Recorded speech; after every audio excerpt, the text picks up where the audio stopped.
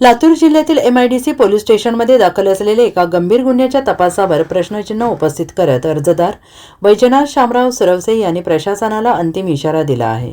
पीडित मुलगी आणि तिच्या आईला न्याय मिळावा, आरोपींवर कठोर कारवाई व्हावी आणि तपासातील कथित त्रुटींची SIT मार्फत चौकशी व्हावी या मागण्यांसाठी ते दिनांक 6 जुलै 2026 रोजी सकाळी 11:45 जिल्हाधिकारी कार्यालय लातूर येथे आमरण उपोषणाला बसणार असल्याचं त्यांनी जाहीर केलं आहे। अर्जदार वैजनाथ सुरवसे यांनी मुख्यमंत्री, गृहमंत्री, महिला आयोग, पोलीस महासंचालक, विभागीय आयुक्त, जिल्हाधिकारी, पोलीस अधीक्षक यांच्यासह विविध वरिष्ठ अधिकाऱ्यांना निवेदन सादर केले आहे। या निवेदनाद्वारे 3 एप्रिल 2026 रोजी घडलेल्या या घटनेनंतर MIDC पोलीस स्टेशनमध्ये गुन्हा दाखल झाला असला तरी पीडित पक्षाच्या म्हणण्यानुसार दिलेल्या पुराव्यानी जबाबातील अनेक महत्त्वाच्या बाबी FIR मध्ये समाविष्ट झालेल्या नाहीत असा आरोप करण्यात आला आहे।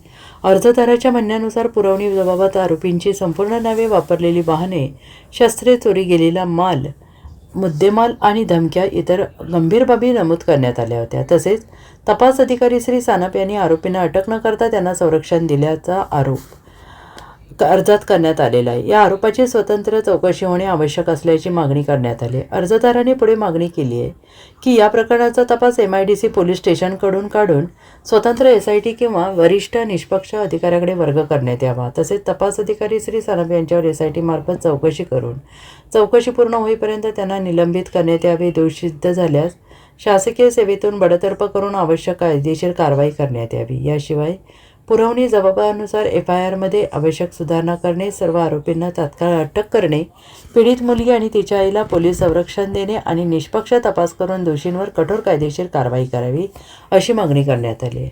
अर्जदाराने प्रशासनाला दिलेल्या निवेदनात म्हटले की अनेक वेळा लेखी तक्रारी आणि पाठपुरावा करूनही अपेक्षित कारवाई झालेली नाही।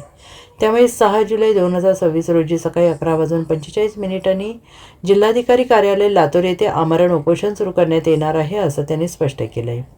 या प्रकरणातील आरोपांबाबत संबंधित तपास अधिकारी किंवा पोलीस प्रशासनाची अधिकृत प्रतिक्रिया अद्याप समोर आलेली नाही। त्यामुळे या सर्व आरोपांबाबतची सत्यता संबंधित यंत्रणेकडून होणाऱ्या चौकशीनंतर स्पष्ट होईल। दरम्यान अर्जदारांनी न्याय मिळावा आणि निष्पक्ष तपास व्हावा अशी मागणी करत आंदोलनाची घोषणा केली आहे। प्रशासन या निवेदनाची कोणत्या प्रकारे दखल घेते याकडे सगळ्यांचे लक्ष लागून राहिले आहे। कॅमेरामॅनसह लातूर